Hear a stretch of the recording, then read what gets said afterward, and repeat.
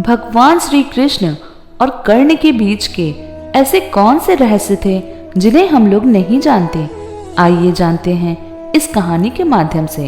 हिंदू धर्म में ऐसे बहुत से धार्मिक ग्रंथ हैं जिनसे हम बहुत सी शिक्षाएं ग्रहण कर सकते हैं।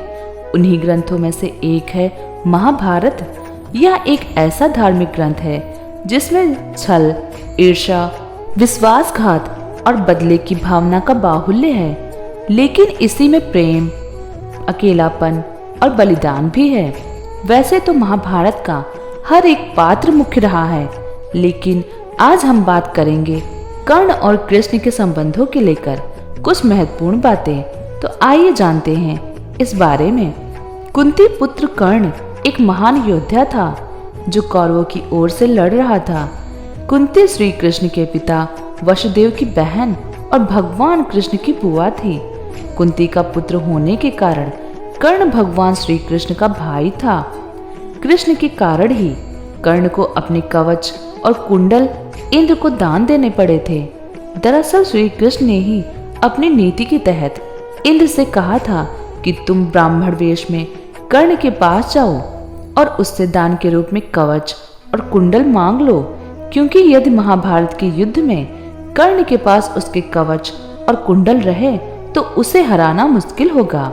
जब पांडवों का वनवास और अज्ञातवास समाप्त हो गया, तब श्री कृष्ण ने इस विनाशकारी युद्ध को टालने के लिए विराट नगरी से पांडवों के दूत के रूप में चलकर हस्तिनापुर की सभा में आकर पांडवों के लिए दुर्योधन से 5 गांव मांगे।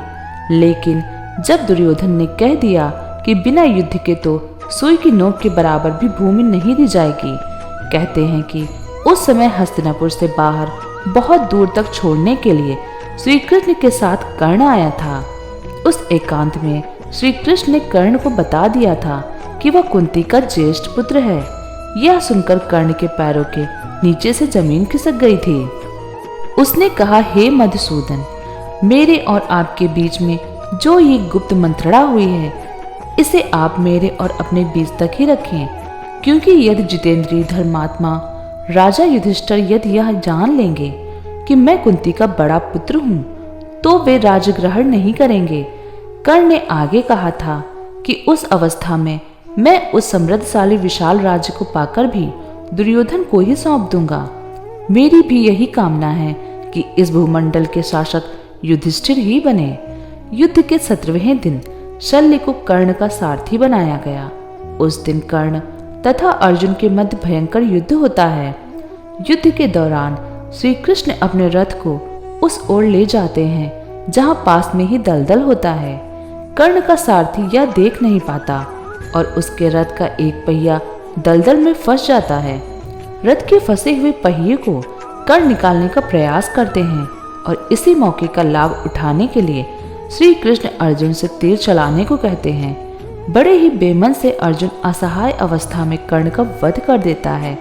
कहते हैं कि कर्ण जब अंतिम सांसें ले रहे थे तब भगवान श्री कृष्ण ने उनकी एक अंतिम परीक्षा ली। वे उसके पास पहुंचे और कहा कि तुम एक दानवीर हो, क्या मुझे दान दोगे?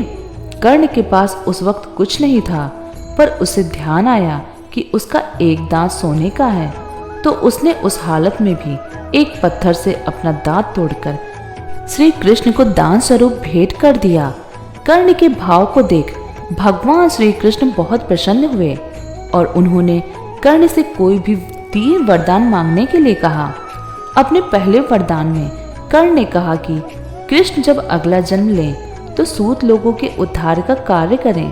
दूसरा वरदान ये मांगा कि कृष्ण अगले जन्म में वही पैदा हों जहाँ कर्ण हों। इसके बाद तीसरा वरदान कर्ण ने यह मांगा कि उनका अंतिम संस्कार ऐसी जगह किया जाए जहाँ कोई पाप न हुआ हो। इसी वजह से कृष्ण ने कर्ण का अंतिम संस्कार अपने हाथों के ऊपर से किया था। दोस्तों, अगर आपको जानकारी पसंद आई हो तो हमारी वीडियो को लाइक करें और हमारे चैनल को सब्सक्राइब करें। धन्यवाद। जय श्री कृष्ण।